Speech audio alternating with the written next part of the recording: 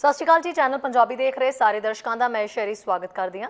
Bulletin ਦਾ ਆਗਾਜ਼ ਕਰ ਲੈਂਦੇ ਹਾਂ ਹੈਡਲਾਈਨਸ ਦੇ ਨਾਲ। ਰਿਪੂ ਦਮਨ ਸਿੰਘ ਮਲਿਕ ਦੇ ਕਤਲ ਮਾਮਲੇ ਦੇ ਵਿੱਚ ਚਿੱਟੇ ਰੰਗ ਦੀ ਹੋਂਡਾ CRV ਮਲਿਕ ਦੇ ਦਫ਼ਤਰ ਦੇ ਖੜੀ ਸੀ ਬਾਹਰ। ਪੁਲਿਸ ਨੇ ਲੋਕਾਂ ਤੋਂ ਵਾਰਦਾਤ ਵਾਲੀ ਥਾਂ ਦੀ ਡੈਸ਼ਕੈਮ ਫੁਟੇਜ ਦੇਣ ਦੀ ਕੀਤੀ ਅਪੀਲ। ਲਿਟਨ ਦੇ ਵਿੱਚ ਵਾਈਲਡ ਫਾਇਰ ਬੇਕਾਬੂ 20 ਮੈਂਬਰਾਂ ਦੀਆਂ 3 ਟੀਮਾਂ ਵੱਲੋਂ ਅੱਗ ਤੇ ਕਾਬੂ ਪਾਉਣ ਦੀ ਕੀਤੀ ਜਾ ਰਹੀ ਹੈ ਕੋਸ਼ਿਸ਼।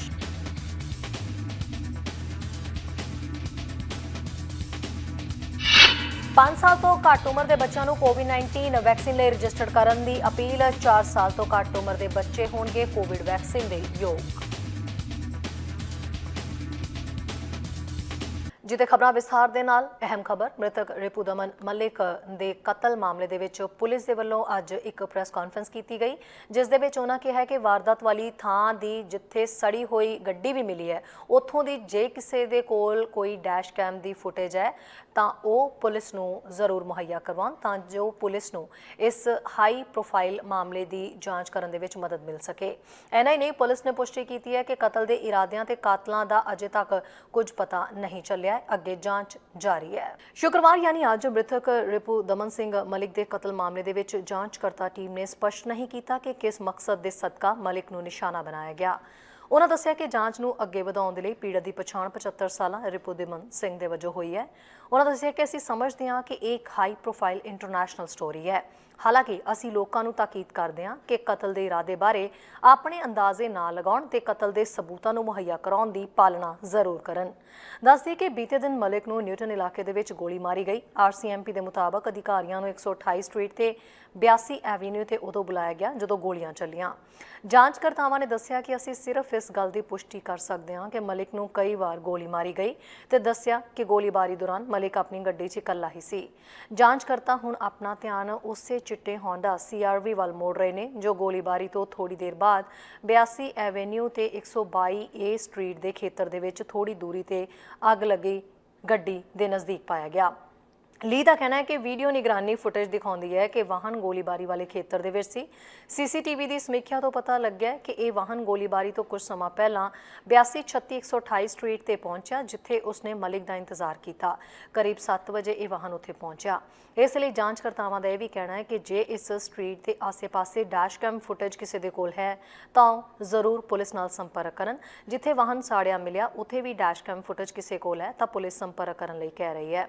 मलिक की मौत तो बाद दस दिए कि सिख भाईचारे दे विच भी मिली जुली प्रतिक्रिया मिल रही है। दस दिए कि मलिक नूं सरी दे सिख भाईचारे विच बहुत सारे लोगों द्वारा एक नेता वजों मन्निया जांदा सी क्योंकि उसने खालसा क्रेडिट यूनीयन ते खालसा स्कूल की सह स्थापना की ते होर भाईचारक पहलकदमियां विच भी शामिल सी।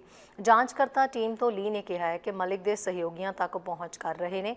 हालांकि ये भरोसा नहीं किया जाता कि उसके कारोबार या सहयोगी उसकी मौत नाल जुड़े हुए ने या नहीं। ली का कहना है कि जांचकर्ता मलिक के परिवार दे नाल भी संपर्क दे विच ने पर अजे विस्तार नाल ਉਹ नहीं कुछ दस सकते। न्यूज़ डेस्क तो चैनल पंजाबी की report. Canadian real estate association का कहना है कि जून के विच देश भर दे विच घरां दी विक्री फिर घटी है पर यह गिरावट पिछले महीनों के नालों घट है।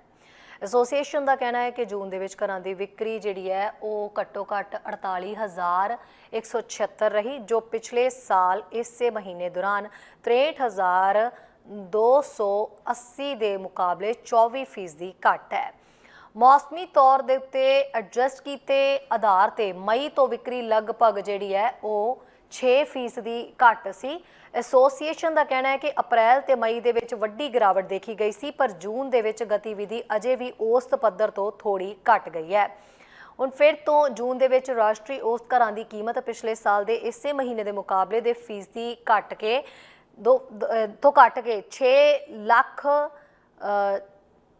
6,65,849 जी है वो हो गई है। तो रस्मी तौर पर एडजस्ट किए आधार के उत्ते मई तो कई यानी कि 4% घट गई है। मॉन्ट्रियल की सप्लाई दे विच अर्जी के रूप के नवीं सूचियां महीना दर महीना 4% अते साल दे विच 10% वधियां।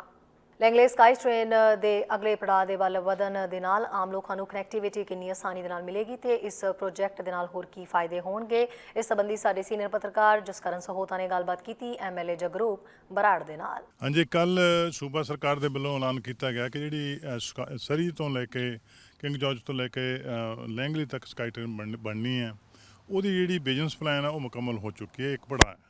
ਇਹਦਾ ਮਤਲਬ ਇਹ ਹੈਗਾ ਕਿ ਹੁਣ ਜਿਹੜਾ ਅਗਸਤ ਮਹੀਨੇ ਦੇ ਵਿੱਚ ਜਿਹੜਾ ਇਸ ਪ੍ਰੋਜੈਕਟ ਬਾਰੇ ਜਿਹੜੀ ਬਿਡਿੰਗ ਪ੍ਰੋਸੈਸ ਆ ਉਹ ਸ਼ੁਰੂ ਹੋ ਜਾਊਗਾ, ਔਰ ਸ਼ੁਰੂ ਹੋਣ ਤੋਂ ਬਾਅਦ ਜਿਹੜਾ ਇਹ ਪ੍ਰੋਜੈਕਟ ਹੈ ਹੁਣ ਇਹ 2028 ਦੇ ਵਿੱਚ, ਯਾਨੀ ਪਹਿਲੀ ਜਿਹੜੀ ਓਰੀਜਨਲ ਡੇਟ ਸੀਗੀ ਕੰਪਲੀਸ਼ਨ ਦੀ ਉਦੋਂ 2 ਸਾਲ ਪਹਿਲਾਂ ਇਹ ਮੁਕੰਮਲ ਕਰ ਲਈ ਜਾਊਗੀ। ਔਰ ਇਹਦੇ ਨਾਲ ਇਹ ਵੀ ਹੈ ਕਿ ਇਹਦਾ ਜਿਹੜਾ ਬਜਟ ਹੈ ਪਹਿਲਾਂ ਨਾਲੋਂ $500 ਮਿਲੀਅਨ ਘੱਟ ਆ। ਉਹਦਾ ਕਾਰਨ ਇਹ ਹੈ ਕਿਉਂਕਿ ਇਹ ਪ੍ਰੋਜੈਕਟ ਪਹਿਲਾਂ ਜਿਹੜਾ ਟਰਾਂਸਲਿੰਕ ਵੱਲੋਂ ਬਣਾਇਆ ਜਾ ਰਿਹਾ ਸੀਗਾ, ਉਹਨਾਂ ਨੇ 2 ਫੇਜ਼ਸ ਦੇ ਵਿੱਚ ਬਣਾਉਣਾ ਸੀ, ਫੇਜ਼ 1 ਤੇ ਫੇਜ਼ 2। ਫੇਜ਼ 1 ਸਿਰਫ ਫਲੀਟਵੁੱਡ ਤੱਕ ਬਣਨੀ ਸੀਗੀ, ਉਹ ਕੰਪਲੀਸ਼ਨ ਹੋਣ ਤੋਂ ਬਾਅਦ ਫਿਰ ਉਹਨਾਂ ਨੇ ਦੁਬਾਰੇ ਫਿਰ ਨਵਾਂ ਸਿਰਿਓਂ ਉਹ ਜਿਹੜਾ ਸਿਸਟਮ ਸ਼ੁਰੂ ਕਰਨਾ ਸੀ। ਪਰ ਸੂਬਾ ਸਰਕਾਰ ਨੇ ਪਿਛਲੀ ਜਿਹੜੀ NDP ਨੇ ਵਾਅਦਾ ਕੀਤਾ ਸੀ ਵੀ ਸਰੀ ਦੇ ਲੋਕਾਂ ਦੇ ਨਾਲ ਜੇ ਸਰਕਾਰ ਬਣਦੀ ਹੈ ਤਾਂ ਇਹ ਪ੍ਰੋਜੈਕਟ ਨੂੰ ਸੂਬਾ ਸਰਕਾਰ ਆਪ ਬਣਾਊਗੀ। ਉਹ ਸਰਕਾਰ ਸਾਡੀ ਬਣ ਗਈ ਤਾਂ ਉਹਦੇ 'ਚ ਜਿਹੜਾ ਪ੍ਰੀਮੀਅਰ ਹਾਰਗਨ ਨੇ ਵਾਅਦਾ ਕੀਤਾ ਸੀਗਾ, ਅਸੀਂ ਹੁਣ ਇਹ ਪ੍ਰੋਜੈਕਟ ਅਸੀਂ ਬਣਾ ਰਹੇ ਹਾਂ ਇਹ, ਪਰ ਅਸੀਂ ਇਹਨੂੰ ਇੱਕ ਪ੍ਰੋਜੈਕਟ ਦੇ ਤੌਰ 'ਤੇ ਬਣਾ ਰਹੇ ਹਾਂ, 2 ਨਹੀਂ, ਇੱਕੋ ਪ੍ਰੋਜੈਕਟ ਕਿੰਗ ਜਾਰਜ ਤੋਂ ਲੈ ਕੇ ਲੈਂਗਲੀ ਟਾਊਨ ਤੱਕ ਇੱਕੋ ਹੀ ਪ੍ਰੋਜੈਕਟ ਬਣਨਾ। ਉਹਦੇ ਵਿੱਚ ਤਾਂ ਕਰਕੇ ਅਸੀਂ ਜਿਹੜੀ ਇਹਦੀ ਜਿਹੜੀ ਹੈਗੀ ਕਾਸਟ ਵੀ ਘਟਾਈ ਹੈ ਤੇ ਇਹਦੀ 2 ਸਾਲ ਦਾ ਸਮਾਂ ਵੀ ਘਟਿਆ, ਔਰ ਇਹਦੇ ਕੁੱਲ ਮਿਲਾ ਕੇ ਇਹ 16 ਕਿਲੋਮੀਟਰ ਲੰਬੀ ਸਕਾਈ ਟ੍ਰੇਨ ਹੈ ਦੀ ਲਾਈਨ ਹੈਗੀ ਹੈ, ਔਰ ਉਹ ਫਰੇਜ਼ਰ ਹਾਈਵੇ ਦੇ ਨਾਲ ਚੱਲਣੀ ਹੈ ਕਈ ਥਾਵਾਂ ਤੇ ਵਿਚਾਲੇ ਵੀ ਚੱਲਣੀ ਹੈ ਜੋ ਇੰਜੀਨੀਅਰਸ ਨੇ ਡਿਸਾਈਡ ਕੀਤਾ। ਔਰ ਇਹ 16 ਕਿਲੋਮੀਟਰ ਦੇ ਵਿੱਚ 8 ਸਟੇਸ਼ਨ ਹੋਣਗੇ ਤੇ 3 ਬੱਸ ਐਕਸਚੇਂਜ ਹੋਣਗੇ ਤਾਂ ਕਿ ਜਿਹੜੇ ਆਲੇ ਦੁਆਲੇ ਦੇ ਲੋਕਾਂ ਨੂੰ ਬੱਸਾਂ ਰਾਹੀਂ ਸਕਾਈ ਟ੍ਰੇਨ ਤੱਕ ਪਹੁੰਚਦਾ ਕੀਤਾ ਜਾ ਸਕੇ। ਸੋ ਇਹ ਇਹਦੀ ਮੁਕੰਮਲ ਹੈਗੀ ਜੀ। 30 ਸਾਲਾਂ ਬਾਅਦ ਇਹ ਪਹਿਲੀ ਵਾਰੀ ਹੋਇਆ ਕਿ ਸੂਬਾ ਸਰਕਾਰ ਨੇ ਜਿਹੜਾ ਇੱਕ ਪਬਲਿਕ ਟਰਾਂਜਿਟ ਹੈ ਲੋਕਾਂ ਦੀ ਮੰਗ ਨੂੰ ਮੁੱਖ ਰੱਖਦੇ ਹੋਏ ਜਿਹੜਾ ਇਸ ਖਿੱਤੇ ਦੇ ਵਿੱਚ 30 ਸਾਲਾਂ ਬਾਅਦ ਸੂਬਾ ਸਰਕਾਰ ਬਣਾਉਣ ਜਾ ਰਹੀ ਹੈ। ਔਰ ਇਹਦੇ ਨਾਲ ਮੈਂ ਤੁਹਾਨੂੰ ਇਹ ਵੀ ਦੱਸ ਦਿਆਂ ਕਿ ਜਿਵੇਂ ਸਕਾਈ ਟ੍ਰੇਨ ਬਣਨੀ ਜਿੱਥੇ ਬਣਨੀ ਹੈ ਉੱਥੇ ਕੁਝ ਲੋਕ ਜਿਹੜੇ ਹੈਗੇ ਆ ਸਾਈਕਲ ਤੇ ਜਾਣਾ ਵੀ ਪਸੰਦ ਕਰਦੇ ਆ, ਕੁਝ ਲੋਕ ਤੁਰ ਕੇ ਜਾਣਾ ਵੀ ਪਸੰਦ ਕਰਦੇ ਆ। ਉਹਦੇ ਵਾਸਤੇ ਵੀ ਸੂਬਾ ਸਰਕਾਰ ਨੇ ਹੁਣ ਜਿਹੜਾ ਹੈਗਾ $60 ਮਿਲੀਅਨ ਜਿਹੜਾ ਐਕਸਟਰਾ ਪੈਸਾ ਹੈਗਾ ਇਸ ਪ੍ਰੋਜੈਕਟ ਦੇ ਨਾਲ ਜਿਹੜਾ ਹੈਗਾ ਉਹ ਦਿੱਤਾ ਤਾਂ ਕਿ ਉਹ ਜਿਹੜੇ ਪਾਥ ਵੀ ਬਣਾਏ ਜਾ ਸਕਣ। ਇੱਕ ਵਾਰੀ ਬਰਾੜ ਸਾਹਿਬ ਸਾਨੂੰ ਇਹ ਜਿਹੜੀ ਤੁਸੀਂ ਗੱਲ ਕਹੀ ਹੈ ਕਿ ਸੂਬਾ ਸਰਕਾਰ ਇਸ ਪ੍ਰੋਜੈਕਟ ਨੂੰ ਕਰ ਰਹੀ ਹੈ, ਇਹਦਾ ਮਤਲਬ ਕੀ ਹੈ? ਅਸੀਂ ਚਾਹੁੰਦੇ ਹਾਂ ਕਿ ਸਾਡੇ ਦਰਸ਼ਕ ਇਸ ਗੱਲ ਨੂੰ ਸਮਝਣ, ਕਿਉਂਕਿ ਪਿਛਲੀ ਵਾਰੀ ਕਿਉਂਕਿ ਹੁਣ ਇਸ ਵੇਲੇ ਸਿਟੀ ਦੇ ਇਲੈਕਸ਼ਨ ਨੇੜੇ ਆਈ ਹੈ, ਸਰੀ ਦੇ ਵਿੱਚ ਖਾਸ ਤੌਰ 'ਤੇ ਮਾਹੌਲ ਗਰਮ ਹੋਇਆ ਆ ਤੇ ਇਹ ਅਨਾਊਂਸਮੈਂਟਾਂ ਦਾ ਕਈ ਤਰ੍ਹਾਂ ਅਸੀਂ ਅਸਰ ਵੀ ਦੇਖਦੇ ਹਾਂ। ਔਰ ਪਿਛਲੀ ਇਲੈਕਸ਼ਨ ਇਸ ਮੁੱਦੇ ਤੇ ਹੀ ਹੋ ਗਈ ਸੀ ਸਾਰੀ ਦੀ ਸਾਰੀ ਵੀ LRT ਬਣਨੀ ਚਾਹੀਦੀ ਹੈ ਕਿ ਸਕਾਈ ਟ੍ਰੇਨ ਬਣਨੀ ਚਾਹੀਦੀ ਹੈ। ਇਹ ਜਿਹੜੇ ਡਿਫਰੈਂਟ ਲੈਵਲ ਆਫ ਗਵਰਨਮੈਂਟ ਨੇ ਇਹਦਾ ਰੋਲ ਕੀ ਹੁੰਦਾ ਵੀ ਸੂਬਾ ਸਰਕਾਰ ਕਰ ਰਹੀ ਹੈ, ਇਹਦਾ ਕੀ ਮਤਲਬ ਆ ਤੇ ਸਿਟੀ ਦਾ ਇਹਦੇ 'ਚ ਕੀ ਰੋਲ ਆ ਤੇ ਜਿਹੜੀ ਫੈਡਰਲ ਗਵਰਨਮੈਂਟ ਉਦੋਂ ਟਰੂਡੋ ਸਾਹਿਬ ਆ ਕੇ ਫੰਡਿੰਗ ਦੇ ਕੇ ਗਏ ਸੀ ਪ੍ਰੀਮੀਅਰ ਜੌਨ ਹਾਰਗਨ ਦੇ ਨਾਲ, ਉਹ ਕੀ ਸੀ? ਆਮ ਤੌਰ ਦੇ ਉੱਤੇ ਜਿਹੜੇ ਇਸ ਤਰ੍ਹਾਂ ਦੇ ਪ੍ਰੋਜੈਕਟ ਨੇ ਜੀ ਉਹ ਟਰਾਂਸਲਿੰਕ ਵੱਲੋਂ ਬਣਾਏ ਜਾਂਦੇ। ਟਰਾਂਸਲਿੰਕ ਪ੍ਰੋਵਿੰਸ਼ੀਅਲ ਗਵਰਨਮੈਂਟ ਦੀ ਐਸਟੈਬਲਿਸ਼ ਕੀਤੀ ਇੱਕ ਬੋਡੀ ਹੈ, ਲੇਕਿਨ ਉਹ ਸਾਰੀਆਂ ਜਿਹੜੀਆਂ ਲੋਅਰ ਮੇਨਲੈਂਡ ਦੇ ਵਿੱਚ ਸਰਕਾਰਾਂ ਨੇ, ਲੋਕਲ ਸਰਕਾਰਾਂ, ਉਹਨਾਂ ਦੀ ਨੁਮਾਇੰਦਗੀ ਕਰਦੀ ਹੈ, ਜਿਹਦੇ 'ਚ ਸਰੀ ਵੀ ਹੈ, ਵੈਨਕੂਵਰ ਵੀ ਹੈ, ਬਾਕੀ ਦੇ ਸ਼ਹਿਰ ਵੀ ਸਾਰੇ ਹੈਗੇ ਆ। ਉਹ ਟਰਾਂਸਲਿੰਕ ਇਹ ਪ੍ਰੋਜੈਕਟ ਬਣਾਉਂਦੀ ਹੈ ਤੇ ਇਸੇ ਟਰਾਂਸਲਿੰਕ ਕੋਲ ਜਿਹੜਾ ਲਾਈਟ ਰੇਲ ਦਾ ਪ੍ਰੋਜੈਕਟ ਉਹ ਸੀਗਾ। ਟਰਾਂਸਲਿੰਕ ਨੇ ਆਪਣੀ ਪਲੈਨਿੰਗ ਬਣਾਉਂਦੀ 10 ਸਾਲ ਦੀ ਉਹ ਪਲੈਨਿੰਗ ਸੀਗੀ। ਉਸ ਪਲੈਨਿੰਗ ਦੇ ਵਿੱਚੋਂ ਜਦੋਂ ਉਹਨਾਂ ਨੇ ਸਾਡੇ ਕੋਲੇ ਗੱਲ ਉਹ ਪੇਸ਼ ਕੀਤੀ ਆਪਣੀ ਪਲੈਨਿੰਗ, ਉਹਦੇ ਵਿੱਚੋਂ ਲਾਈਟ ਰੇਲ ਸਰੀ ਦੀ ਇੱਕ ਉਹ ਹਿੱਸਾ ਸੀਗਾ। ਇਸੇ ਤਰੀਕੇ ਨਾਲ ਵੈਨਕੂਵਰ ਦੇ ਵਿੱਚ ਹੋਰ ਬੜੇ ਜਿਹੜਾ ਸਕਾਈ ਟ੍ਰੇਨ ਦਾ ਹਿੱਸਾ ਸੀਗਾ। ਉਦੋਂ ਉਹ ਲਾਈਟ ਰੇਲ ਨੂੰ ਸੂਬਾ ਸਰਕਾਰ ਨੇ, ਫੈਡਰਲ ਸਰਕਾਰ ਨੇ ਜਿਹੜਾ ਉਹ ਫੰਡ ਕਰ ਦਿੱਤਾ ਸੀਗਾ, ਪਰ ਸਰੀ ਦੇ ਲੋਕਾਂ ਨੇ ਫੈਸਲਾ ਕੀਤਾ ਕਿ ਸਾਨੂੰ ਲਾਈਟ ਰੇਲ ਨਹੀਂ ਚਾਹੀਦੀ, ਸਾਨੂੰ ਸਕਾਈ ਟ੍ਰੇਨ ਚਾਹੀਦੀ ਹੈ। ਸੋ ਉਹ ਜਿਹੜਾ ਪੈਸਾ ਸੀਗਾ $1.6 ਬਿਲੀਅਨ ਫਿਰ ਉਧਰ ਟਰਾਂਸਫਰ ਜਿਹੜਾ ਉਹ ਪੈਸਾ ਕਰ ਦਿੱਤਾ ਗਿਆ ਸੀ ਦੋਨੇ ਸਰਕਾਰਾਂ ਦੇ ਵੱਲੋਂ। ਲੇਕਿਨ ਪਿਛਲੀ ਚੋਣ ਦੇ ਵਿੱਚ ਜਿਹੜਾ ਪ੍ਰੀਮੀਅਰ ਜੌਨ ਹਾਰਗਨ ਨੇ ਇਹ ਗੱਲ ਕਹੀ ਕਿ ਜੇ ਦੁਬਾਰੇ NDP ਸਰਕਾਰ ਬਣਦੀ ਹੈ ਤਾਂ ਅਸੀਂ ਸਾਡੀ ਵਚਨਬੱਧਤਾ ਇਹ ਹੈਗੀ ਕਿ ਅਸੀਂ ਇਹਨੂੰ ਧੁਰ ਤੱਕ ਬਣਾਉਣਾ, ਜਿਹੜਾ ਲੈਂਗਲੀ ਤੱਕ। ਤੇ ਉਸ ਤੋਂ ਬਾਅਦ ਲੋਕਾਂ ਨੇ NDP ਨੂੰ ਫਤਵਾ ਦਿੱਤਾ, NDP ਸਰਕਾਰ ਬਣੀ ਤਾਂ ਫਿਰ ਸਰਕਾਰ ਨੇ ਟਰਾਂਸਲਿੰਕ ਤੋਂ ਇਹ ਪ੍ਰੋਜੈਕਟ ਟੇਕ ਓਵਰ ਕਰ ਲਿਆ BC ਸਰਕਾਰ ਨੇ ਖੁਦ। ਹੁਣ BC ਸਰਕਾਰ ਸਾਡੀ ਖੁਦ ਜਿਹੜੀ ਮਿਨਿਸਟਰ ਆਫ ਟਰਾਂਸਪੋਰਟੇਸ਼ਨ ਹੈ ਉਹਦੀ ਨਿਗਰਾਨੀ ਥੱਲੇ ਇਹ ਪ੍ਰੋਜੈਕਟ ਬਣ ਰਿਹਾ। ਇਸ ਵੇਲੇ ਇਹਦੀ ਮੁਕੰਮਲ ਜ਼ਿੰਮੇਵਾਰੀ ਜਿਹੜੀ ਹੈਗੀ ਹੈ ਨਿਗਰਾਨੀ ਦੀ ਉਹ BC ਸਰਕਾਰ ਦੀ ਹੈ। ਉਹਦੇ ਵਿੱਚ ਅਸੀਂ ਜਿਹੜੀ ਫੰਡਿੰਗ ਲਈ ਹੈ ਜਿਹੜੀ ਫੈਡਰਲ ਗਵਰਨਮੈਂਟ ਤੋਂ ਮਿਸਾਲ ਦੇ ਤੌਰ ਦੇ ਉੱਤੇ ਕੁੱਲ ਮਿਲਾ ਕੇ ਇਹ $3.94 ਬਿਲੀਅਨ ਦਾ ਪ੍ਰੋਜੈਕਟ ਹੈਗਾ। ਉਹਦੇ ਵਿੱਚੋਂ 60% ਫੰਡਿੰਗ ਜਿਹੜੀ ਹੈਗੀ $2.4 ਬਿਲੀਅਨ ਉਹ ਸੂਬਾ ਸਰਕਾਰ ਦਾ ਹੈ। $1.3 ਬਿਲੀਅਨ ਅਸੀਂ ਜਿਹੜੀ ਜੌਨ ਹਾਰਗਨ ਸਾਡੇ ਪ੍ਰੀਮੀਅਰ ਸਾਹਿਬ ਨੇ ਉਹ ਟਰੂਡੋ ਸਾਹਿਬ ਤੋਂ ਫੰਡਿੰਗ ਲਈ ਹੈ। $1.3 ਬਿਲੀਅਨ ਜਿਹੜਾ ਰਿਮੇਨਿੰਗ $200 ਮਿਲੀਅਨ ਉਹ ਟਰਾਂਸਲਿੰਕ ਨੇ ਇਹਦੇ ਵਿੱਚ ਪਾਉਣਾ। ਸੋ ਇਹ ਪ੍ਰੋਜੈਕਟ ਇਸ ਵੇਲੇ ਸੂਬਾ ਸਰਕਾਰ ਬਣਾਉਣ ਜਾ ਰਹੀ ਹੈ। ਹਾਂ, ਸਾਨੂੰ ਜਿੰਨੇ ਵੀ ਸ਼ਹਿਰ ਇਨਵੋਲਵ ਹੈਗੇ ਇਹਦੇ ਵਿੱਚ, ਚਾਹੇ ਉਹ ਸਿਟੀ ਆਫ ਸਰੀ ਹੈ ਜਾਂ ਵੈਨਕੂਵਰ ਹੈ ਜਾਂ ਲੈਂਗਲੀ ਨੇ, ਉਹਨਾਂ ਦੀ ਆਫਕੋਰਸ ਮਦਦ ਦੀ ਲੋੜ ਹੈ ਕਿਉਂਕਿ ਅਸੀਂ ਜਿੱਥੇ ਵੀ ਜਾਣਾ ਉਹਦੇ 'ਚ ਪਰਮਿਟ ਵੀ ਚਾਹੀਦੇ ਨੇ। ਉਹਨਾਂ ਦੀ ਮੁਕੰਮਲ ਸਪੋਰਟ ਸਾਨੂੰ ਜਿਹੜੀ ਹੈਗੀ ਹੈ। ਔਰ ਉਹਦੇ ਨਾਲ ਅਸੀਂ ਸਿਟੀ ਸਰਕਾਰਾਂ ਦੇ ਨਾਲ ਇਹ ਵੀ ਐਗਰੀਮੈਂਟ ਕੀਤੀ ਹੈ ਕਿ ਜਿਹੜਾ ਜਿੱਥੇ ਸਟੇਸ਼ਨ ਬਣਨੇ 8 ਸਟੇਸ਼ਨ, ਉਹਨਾਂ ਦੇ 800 ਮੀਟਰ ਘੇਰੇ ਦੇ ਵਿੱਚ ਅਸੀਂ ਉਹਨਾਂ ਨਾਲ ਰਲ ਕੇ ਜਿਹੜਾ ਹੈਗਾ ਅਸੀਂ ਚਾਹੁੰਦੇ ਹਾਂ ਕਿ ਉੱਥੇ ਜਿਹੜੇ ਘਰ ਬਣਨ ਉਹ ਆਮ ਲੋਕਾਂ ਵਾਸਤੇ ਜਿਹੜੇ ਅਫੋਰਡੇਬਲ ਘਰ ਬਣਨ, ਉਹ ਵੀ ਸਿਟੀ ਸਰਕਾਰਾਂ ਦੇ ਨਾਲ ਸਾਡੇ ਜਿਹੜੇ ਐਗਰੀਮੈਂਟ ਇਸ ਵੇਲੇ ਉਹ ਹੋ ਰਹੇ ਜਾਂ ਹੋ ਚੁੱਕੇ ਆ। ਬਰਾੜ ਸਾਹਿਬ, ਇਹ ਬਹੁਤ ਚੰਗੀ ਗੱਲ ਹੈ ਜਿਹੜੀ ਸਕਾਈ ਟ੍ਰੇਨ ਬਣ ਰਹੀ ਹੈ। ਐਨਡੀਪੀ ਦੀ ਲੋਕ ਮਤਲਬ ਸਿਫਤ ਕਰਦੇ ਆ ਜਿਹੜੇ ਕੰਮ ਵੀ ਕੀਤੇ, ਚਾਹੇ ਮਿਨੀਮਮ ਵੇਜ ਅਸੀਂ ਟੋਲ ਹਟਾਉਣੇ ਸੀਗੇ, ਲੋਕ ਆਸ ਵੀ ਕਰਦੇ ਆ ਕਿ ਤੁਸੀਂ ਹੋਰ ਵੀ ਕੁਝ ਕਰੋ। ਇਹਦੇ ਨਾਲ ਜਿਹੜੀ ਟ੍ਰੈਫਿਕ ਦੀ ਸਮੱਸਿਆ ਸਰੀ ਦੇ ਵਿੱਚ ਖਾਸ ਤੌਰ ਦੇ ਉੱਤੇ ਹੈਗੀ ਹੈ, ਚਾਹੇ 128 ਹੈ 132 ਹੈ, ਇਹ ਕੁਝ ਪ੍ਰੋਵਿੰਸ ਦੇ ਹੱਥ ਵੱਸ ਹੈਗਾ ਵੀ ਇਹਦਾ ਕੋਈ ਹੱਲ ਕਰ ਸਕਦੇ ਆ, ਜਾਂ ਇਹ ਜ਼ਿੰਮੇਵਾਰੀ ਸਿਟੀ ਦੀ ਹੈ? ਜਿਹੜਾ ਪ੍ਰੋਸੈਸ ਜਿਵੇਂ ਕੰਮ ਕਰਦਾ ਜੀ ਉਹ ਇਸ ਤਰੀਕੇ ਨਾਲ ਹੈਗਾ ਕਿ ਜਿਹੜਾ ਪਬਲਿਕ ਟ੍ਰਾਂਜਿਟ ਦੀ ਗੱਲ ਹੈਗੀ ਹੈ, ਸਾਡੀ ਸਰਕਾਰ ਦੀ ਵਚਨਬੱਧਤਾ ਹੈਗੀ ਹੈ ਮੁਕੰਮਲ ਤੌਰ ਦੇ ਉੱਤੇ, ਸੂਬੇ ਦੇ ਤੌਰ ਦੇ ਉੱਤੇ, ਕਿ ਅਸੀਂ ਪਬਲਿਕ ਟ੍ਰਾਂਜਿਟ ਨੂੰ ਸਪੋਰਟ ਕਰਦੇ ਹਾਂ। ਮਿਸਾਲ ਦੇ ਤੌਰ ਦੇ ਉੱਤੇ ਜਿਹੜੀ ਦੂਜੀ ਸਰਕਾਰ ਸੀ, ਪਹਿਲੀ ਸਰਕਾਰ ਸੀ, ਉਹ ਵੱਡੇ ਪੁਲ ਬਣਾਉਣ ਦੇ ਵਿੱਚ ਵਿਸ਼ਵਾਸ ਰੱਖਦੇ ਤਾਂ ਕਿ ਲੋਕਾਂ ਕੋਲੇ ਆਪਣੀਆਂ ਇੰਡੀਵਿਜੂਅਲ ਕਾਰਾਂ ਹੋਣ, ਵੱਡੀਆਂ ਸੜਕਾਂ ਚੌੜੀਆਂ ਕਰ ਦਿਓ। ਅਸੀਂ ਚਾਹੁੰਦੇ ਹਾਂ ਕਿ ਪਬਲਿਕ ਟ੍ਰਾਂਜਿਟ ਬੱਸ ਸਰਵਿਸ ਹੋਵੇ, ਟ੍ਰੇਨ ਹੋਵੇ। ਮਿਸਾਲ ਦੇ ਤੌਰ ਦੇ ਉੱਤੇ ਇਸੇ ਪ੍ਰੋਜੈਕਟ ਨੂੰ ਜਿਹੜਾ ਆਪਾਂ ਗੱਲ ਕਰ ਰਹੇ ਹਾਂ ਅੱਜ ਸਰੀ ਤੋਂ ਆਪਣਾ ਕਿੰਗ ਜੌਰਜ ਤੋਂ ਲੈਂਗਲੀ ਤੱਕ ਜਿਹੜੀ ਜਾ ਰਹੀ ਟ੍ਰੇਨ ਹੈਗੀ ਆ, ਇਹ ਪ੍ਰੋਜੈਕਟ ਨੂੰ 2008 ਦੇ ਵਿੱਚ BC ਲਿਬਰਲ ਸਰਕਾਰ ਨੇ ਹਾਂ ਕੀਤੀ ਸੀ, 2 ਵਾਰੀ ਫੇਰ ਪ੍ਰੋਮਿਸ ਕੀਤਾ ਸੀ।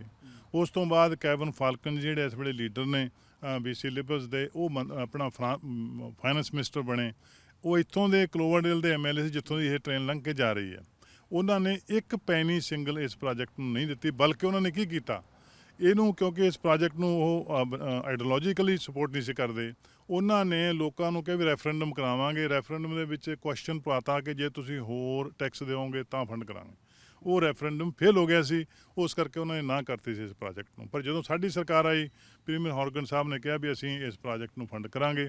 ਇਸੇ ਤਰੀਕੇ ਨਾਲ ਹੋਰ ਵੀ ਜਿਹੜੀ ਲੋੜ ਸਰੀ ਦੀ ਹੈਗੀ ਹੈ, ਸਾਨੂੰ ਪਤਾ ਹੈ ਕਿ ਜਿਹੜੀ ਕਿੰਗ ਜੌਰਜ ਦੇ ਉੱਤੇ ਜਾਂ 104 ਦੇ ਉੱਤੇ ਜਿਹੜੀ ਪਬਲਿਕ ਟ੍ਰਾਂਜਿਟ ਦਾ ਜਾਂ ਈਵਨ 88 ਦੇ ਉੱਤੇ ਬੜੀ ਵੱਡੀ ਸਮੱਸਿਆ ਹੈਗੀ ਹੈ, ਪਰ ਉਹਦੀ ਮੁੱਢਲੀ ਜਿਹੜੀ ਪਲੈਨਿੰਗ ਹੈਗੀ ਆ ਉਹ ਸਿਟੀ ਸਰਕਾਰ ਵੱਲੋਂ ਬਣਨੀ ਹੈ। ਸੈਕੰਡ ਸਟੇਜ ਜਿਹੜੀ ਹੈਗੀ ਉਹ ਟਰਾਂਸਲਿੰਕ ਕੋਲੇ ਲੈ ਕੇ ਜਾਣਗੇ।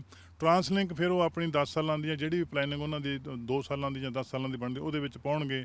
ਉਹ ਫਿਰ ਲੈ ਕੇ ਸੂਬਾ ਸਰਕਾਰ ਕੋਲੇ ਜਾਂਦੇ, ਫਿਰ ਸੂਬਾ ਸਰਕਾਰ ਉਹਦੇ 'ਚ ਕਹਿੰਦੀ ਹੈ ਵੀ ਅਸੀਂ ਤੁਹਾਨੂੰ ਇੰਨੀ ਫੰਡਿੰਗ ਦਿੰਦੇ ਹਾਂ, ਤੁਸੀਂ ਇਹਦੇ ਵਿੱਚ ਆਹ ਜਿਹੜੇ ਮੇਨ ਪ੍ਰੋਜੈਕਟ ਨੇ ਉਹਨਾਂ ਨੂੰ ਅਸੀਂ ਸਪੋਰਟ ਕਰਦੇ ਹਾਂ। ਸੋ ਪਲੈਨਿੰਗ ਅਤੇ ਜਿਹੜੀ ਮੰਗ ਹੋਣੀ ਹੈ ਇੱਥੋਂ ਉੱਠਣੀ ਹੈ, ਉਹਦੀ ਜਿਹੜੀ ਪਲੈਨਿੰਗ ਟਰਾਂਸਲਿੰਕ ਨੇ ਕਰਨੀ ਹੈ। ਅਲਟੀਮੇਟ ਜਿਹੜੀ ਸੂਬਾ ਸਰਕਾਰ ਨੇ ਫਿਰ ਪ੍ਰਾਇਓਰਟੀ ਬੇਸ ਤੇ ਦੇਖ ਕੇ ਫੰਡਿੰਗ ਉਹਦੀ ਹੈਗੀ ਹੈ ਉਹ ਕਰਨੀ ਹੈ। 5 ਸਾਲ ਤੋਂ ਘੱਟ ਉਮਰ ਦੇ ਬੱਚੇ ਕੋਵਿਡ ਵੈਕਸੀਨ ਦੇ ਲਈ ਯੋਗ ਹੁਣ ਹੋਣਗੇ। ਇਸ ਲਈ ਮਾਪਿਆਂ ਨੂੰ ਅਪੀਲ ਕੀਤੀ ਜਾ ਰਹੀ ਹੈ ਕਿ ਉਹ ਰਜਿਸਟਰਡ ਕਰਨ ਤੇ ਆਪਣੇ ਬੱਚਿਆਂ ਦੇ ਲਈ ਵੈਕਸੀਨ ਸ਼ਾਟਸ ਜ਼ਰੂਰ ਲਗਵਾਉਣ। ਹੈਲਥ ਕੈਨੇਡਾ ਦੇ ਵੱਲੋਂ ਮੋਡਰਨਾ ਵੈਕਸੀਨ ਦੀ ਪ੍ਰਵਾਨਗੀ ਤੇ ਇਸ ਦੀ ਵਰਤੋਂ ਬਾਰੇ NACI ਦੀ ਸਿਫਾਰਿਸ਼ ਤੋਂ ਬਾਅਦ 6 ਮਹੀਨੇ ਤੋਂ 4 ਸਾਲ ਦੀ ਉਮਰ ਦੇ ਬੱਚਿਆਂ ਦੇ ਲਈ ਖੇਤਰੀ ਸਿਹਤ ਅਧਿਕਾਰੀ 2 ਅਗਸਤ ਤੋਂ ਸੂਬੇ ਭਰ ਦੇ ਕਲੀਨਿਕਾਂ ਵਿੱਚ ਇਸ ਟੀਕੇ ਦੀ ਪੇਸ਼ਕਸ਼ ਸ਼ੁਰੂ ਕਰਨਗੇ। ਬ੍ਰਿਟਿਸ਼ ਕੋਲੰਬੀਆ ਵਿੱਚ ਲਗਭਗ 208,000 ਯੋਗ ਬੱਚੇ ਅਤੇ 6 ਮਹੀਨਿਆਂ ਤੋਂ 4 ਸਾਲ ਦੀ ਉਮਰ ਦੇ ਬੱਚੇ ਜਲਦੀ ਹੀ ਕੋਵਿਡ-19 ਦੇ ਵਿਰੁੱਧ ਵੈਕਸੀਨ ਸੁਰੱਖਿਆ ਪ੍ਰਾਪਤ ਕਰਨ ਦੇ ਯੋਗ ਹੋਣਗੇ। ਹੈਲਥ ਕੈਨੇਡਾ ਵੱਲੋਂ ਮੋਡਰਨਾ ਵੈਕਸੀਨ ਦੀ ਪ੍ਰਵਾਨਗੀ ਤੇ ਇਸ ਦੀ ਵਰਤੋਂ ਬਾਰੇ national advisory committee on immunisation ਦੀ ਸਿਫਾਰਿਸ਼ ਤੋਂ ਬਾਅਦ 6 ਮਹੀਨੇ ਤੋਂ 4 ਸਾਲ ਦੀ ਉਮਰ ਦੇ ਬੱਚਿਆਂ ਦੇ ਲਈ ਖੇਤਰੀ ਸਿਹਤ ਅਧਿਕਾਰੀ 2 ਅਗਸਤ ਤੋਂ ਸੂਬੇ ਭਰ ਦੇ ਕਲੀਨਿਕਾਂ ਵਿੱਚ ਇਸ ਟੀਕੇ ਦੀ ਪੇਸ਼ਕਸ਼ ਸ਼ੁਰੂ ਕਰਨਗੇ। BC ਕੋਲ ਇਸ ਨਵੇਂ ਉਮਰ ਸਮੂਹ ਦੇ ਲਈ ਕੋਵਿਡ-19 ਟੀਕਾਕਰਨ ਮੁਹਿੰਮ ਨੂੰ ਪ੍ਰਦਾਨ ਕਰਨ ਦੀ ਸਮਰੱਥਾ ਤੇ ਅਨੁਭਵ ਹੈ। ਸਿਹਤ ਮੰਤਰੀ ਐਡਿੰਡਸ ਨੇ ਕਿਹਾ ਕਿ BC ਵਿੱਚ ਟੀਕਾਕਰਨ ਮੁਹਿੰਮ ਦੀ ਸ਼ੁਰੂਆਤ ਤੋਂ ਹੁਣ ਤੱਕ ਯੋਗ ਲੋਕਾਂ ਨੂੰ ਲਗਭਗ 12 ਮਿਲੀਅਨ ਖੁਰਾਕਾਂ ਦਿੱਤੀਆਂ ਜਾ ਚੁੱਕੀਆਂ ਨੇ। ਇਸ ਸੰਬੰਧੀ ਉਹਨਾਂ ਕਿਹਾ ਹੈ ਕਿ ਉਹ ਮਾਪਿਆਂ ਨੂੰ ਆਪਣੇ 5 ਸਾਲ ਤੋਂ ਘੱਟ ਉਮਰ ਦੇ ਬੱਚਿਆਂ ਨੂੰ ਰਜਿਸਟਰਡ ਕਰਨ ਦੇ ਲਈ ਉਤਸ਼ਾਹਿਤ ਕਰਦੇ ਨੇ। ਇਸ ਲਈ ਉਹਨਾਂ ਨੂੰ 2 ਅਗਸਤ ਤੋਂ ਸ਼ੁਰੂ ਹੋਣ ਵਾਲੀ ਅਪਾਇੰਟਮੈਂਟ ਬੁੱਕ ਕਰਨ ਦੇ ਲਈ ਸੱਦਾ ਦਿੱਤਾ ਜਾਂਦਾ ਹੈ।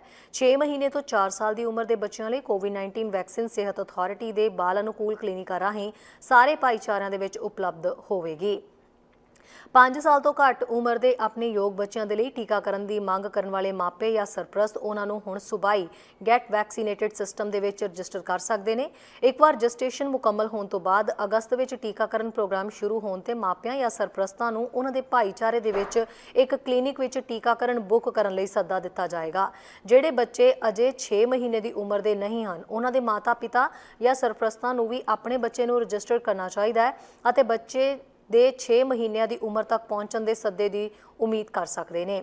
ਉਹਨਾਂ ਕਿਹਾ ਅਸੀਂ ਜਾਣਦੇ ਹਾਂ ਕਿ ਇਹ ਟੀਕੇ ਸੁਰੱਖਿਅਤ ਨੇ ਤੇ ਹੁਣ ਤੱਕ ਸੂਬੇ ਨੂੰ ਕੋਵਿਡ-19 ਮਹਾਮਾਰੀ ਨਾਲ ਨਜਿੱਠਣ ਦੇ ਵਿੱਚ ਮਦਦ ਵੀ ਕੀਤੀ ਗਈ ਹੈ। ਹਾਲਾਂਕਿ ਵਾਇਰਸ ਦੇ ਨਾਲ ਸੰਕਰਮਿਤ ਜ਼ਿਆਦਾਤਰ ਬੱਚਿਆਂ ਵਿੱਚ ਕੋਈ ਲੱਛਣ ਜਾਂ ਹਲਕੇ ਲੱਛਣ ਨਹੀਂ ਹੁੰਦੇ, ਪਰ ਬਦਕਿਸਮਤੀ ਨਾਲ ਅਸੀਂ ਜਾਣਦੇ ਹਾਂ ਕਿ ਕੁਝ ਬਹੁਤ ਬਿਮਾਰ ਹੋ ਸਕਦੇ ਨੇ ਤੇ ਇਹ ਟੀਕੇ ਸਾਡੇ ਭਾਈਚਾਰਿਆਂ ਨੂੰ ਸਿਹਤਮੰਦ ਤੇ ਸੁਰੱਖਿਅਤ ਰੱਖਣ ਲਈ ਮਹੱਤਵਪੂਰਨ ਹੈ। ਜਿਨ੍ਹਾਂ ਬੱਚਿਆਂ ਨੂੰ ਪਹਿਲਾਂ ਹੀ ਕੋਵਿਡ-19 ਹੋ ਚੁੱਕਾ ਹੈ, NACI ਸਿਫਾਰਿਸ਼ ਕਰਦਾ ਹੈ ਕਿ ਉਹ ਮੁੱਢਲੀ ਲੜੀ ਸ਼ੁਰੂ ਕਰਨ ਜਾਂ ਜਾਰੀ ਰੱਖਣ ਤੋਂ ਪਹਿਲਾਂ ਕੋਵਿਡ-19 ਦੇ ਲੱਛਣਾਂ ਜਾਂ ਪੋਜ਼ਿਟਿਵ ਕੋਵਿਡ-19 ਟੈਸਟ ਆਉਣ ਤੇ 8 ਹਫ਼ਤੇ ਤੱਕ ਉਡੀਕ ਕਰਨ। ਇਹ ਅੰਤਰਾਲ ਉਹਨਾਂ ਬੱਚਿਆਂ ਦੇ ਲਈ 4 ਹਫ਼ਤਿਆਂ ਤੱਕ ਛੋਟਾ ਕੀਤਾ ਜਾ ਸਕਦਾ ਹੈ ਜੋ ਦਰਮਿਆਨੀ ਤੇ ਗੰਭੀਰ ਰੂਪ ਦੇ ਵਿੱਚ ਇਮਿਊਨੋ ਕੰਪਰੋਮਾਈਜ਼ਡ ਨੇ। ਉਹਨਾਂ ਕਿਹਾ ਅਸੀਂ ਮਾਪਿਆਂ ਨੂੰ ਉਤਸ਼ਾਹਿਤ ਕਰਦੇ ਹਾਂ ਕਿ ਉਹ ਆਪਣੇ 5 ਸਾਲ ਤੋਂ ਘੱਟ ਉਮਰ ਦੇ ਬੱਚਿਆਂ ਨੂੰ ਵੈਕਸੀਨੇਸ਼ਨ ਕਰਵਾਉਣ ਦੇ ਲਈ ਹੁਣੇ ਰਜਿਸਟਰ ਕਰਵਾਉਣ, ਤਾਂ ਕਿ ਜਦੋਂ ਅਸੀਂ ਮੰਗਲਵਾਰ 2 ਅਗਸਤ ਨੂੰ ਵੈਕਸੀਨ ਰੋਲ ਆਊਟ ਸ਼ੁਰੂ ਕਰੀਏ ਤਾਂ ਉਹ ਜਲਦੀ ਹੀ ਵੈਕਸੀਨ ਪ੍ਰਾਪਤ ਕਰ ਸਕਣ। ਇੰਨਾ ਹੀ ਨਹੀਂ, ਹੈਲਥ ਕੈਨੇਡਾ, NACI ਅਤੇ BC ਦੇ ਸੂਬਾਈ ਸਿਹਤ ਅਫਸਰ ਇਸ ਉਮਰ ਸਮੂਹ ਦੇ ਲਈ ਸਥਿਤੀ ਦੀ ਨਿਗਰਾਨੀ ਕਰਦੇ ਰਹਿਣਗੇ ਤੇ ਲੋੜ ਅਨੁਸਾਰ ਮਾਰਗਦਰਸ਼ਨ ਨੂੰ ਵੀ ਅਪਡੇਟ ਕਰਦੇ ਰਹਿਣਗੇ।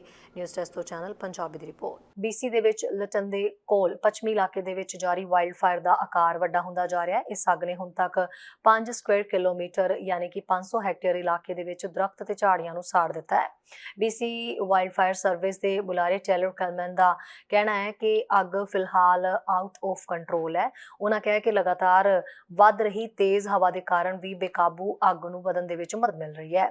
ਲਿਟਨ ਫਸਟ ਨੇਸ਼ਨ ਤੇ ਜਿਹੜੇ ਥਾਮਸਨ ਨਿਕੋਲਾ ਰੀਜਨਲ ਡਿਸਟ੍ਰਿਕਟ ਲਈ ਕਈ ਇਵੈਕੂਏਸ਼ਨ ਆਰਡਰ ਅਤੇ ਕਈ ਤਰ੍ਹਾਂ ਦੇ ਹੋਰ ਅਲਰਟ ਜਿਹੜੇ ਨੇ ਉਹ ਜਾਰੀ ਕਰ ਦਿੱਤੇ ਗਏ ਨੇ। ਰੀਜਨਲ ਡਿਸਟ੍ਰਿਕਟ ਦੇ ਵੱਲੋਂ ਉਹਨਾਂ ਰਿਪੋਰਟਸ ਬਾਰੇ ਪਤਾ ਲਗਾਉਣ ਦੀ ਕੋਸ਼ਿਸ਼ ਕੀਤੀ ਜਾ ਰਹੀ ਹੈ, ਜਿਨ੍ਹਾਂ ਅਨੁਸਾਰ ਅੱਗ ਦੀਆਂ ਲਪਟਾਂ ਕਾਰਨ 3 ਇਮਾਰਤਾਂ ਨੁਕਸਾਨੀਆਂ ਗਈਆਂ ਨੇ।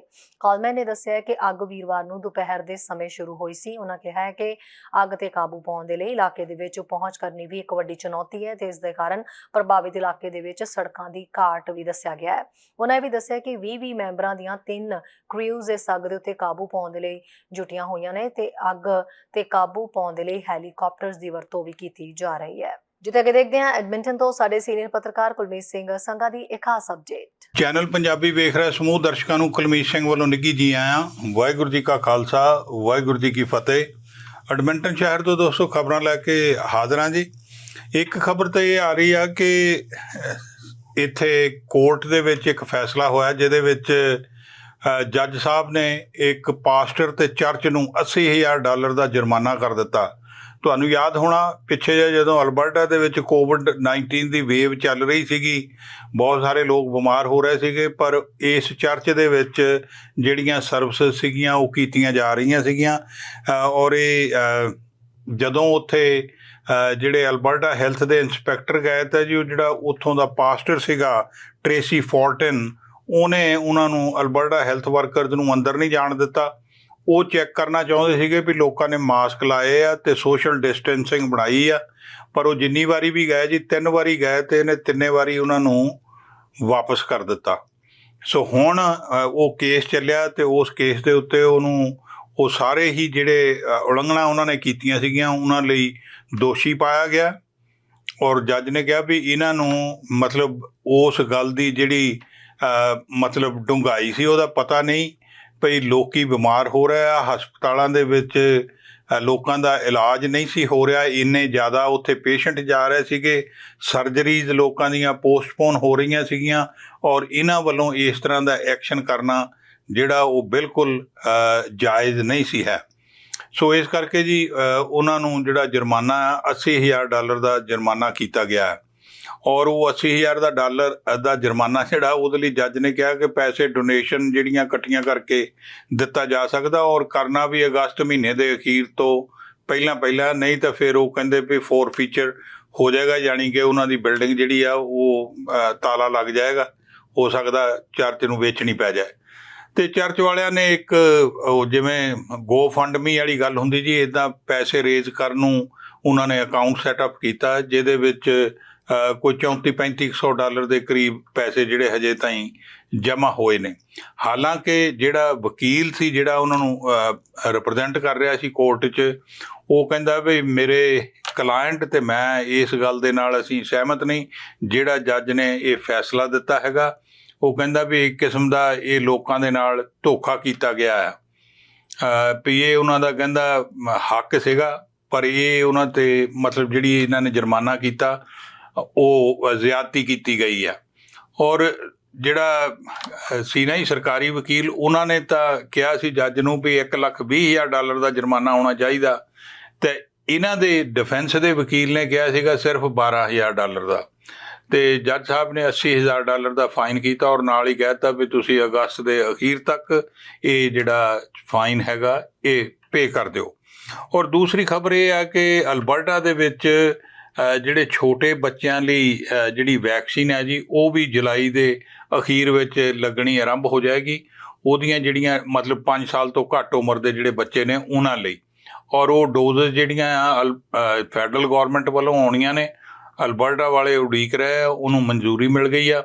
ਔਰ ਕੁਝ ਪੇਰੈਂਟਸ ਜਿਹੜੇ ਆ ਉਹ ਇਸ ਗੱਲ ਨੂੰ ਲੈ ਕੇ ਚਿੰਤਤ ਆ, ਪਰ ਜ਼ਿਆਦਾ ਪੇਰੈਂਟਸ ਖੁਸ਼ ਆ ਵੀ ਚਲੋ ਇਸ ਬਿਮਾਰੀ ਦੇ ਖਿਲਾਫ ਕੁਝ ਨਾ ਕੁਝ ਡਿਫੈਂਸ ਜਿਹੜੀ ਆ ਬੱਚਿਆਂ ਦੇ ਵਿੱਚ ਹੋਵੇਗੀ ਅਗਰ ਉਹਨਾਂ ਨੂੰ ਇਹ ਬੂਸਟ ਮਿਲ ਜਾਂਦਾ ਹੈ। ਤਾਂ ਗੱਲ ਹੈ ਜੀ ਵੀ ਇਹ ਜਿਹੜੀ ਡੋਜ਼ ਹੈਗੀ ਆ, ਜਿਹੜੀ ਐਡਲਟ ਨੂੰ ਡੋਜ਼ ਦਿੱਤੀ ਜਾਂਦੀ, ਉਹਦੇ ਨਾਲੋਂ ਚੌਥਾ ਹਿੱਸਾ ਆ ਇਹ ਜਿਹੜਾ ਬੱਚਿਆਂ ਨੂੰ ਦਿੱਤਾ ਜਾਣਾ।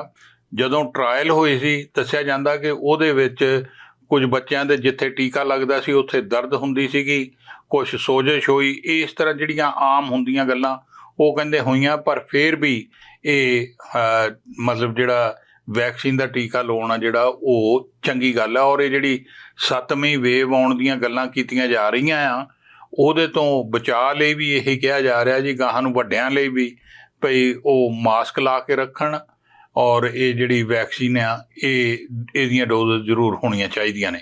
ਚੈਨਲ ਪੰਜਾਬੀ ਲਈ ਕੁਲਮੀਤ ਸਿੰਘ ਸੰਘਾ, ਐਡਮੰਟਨ।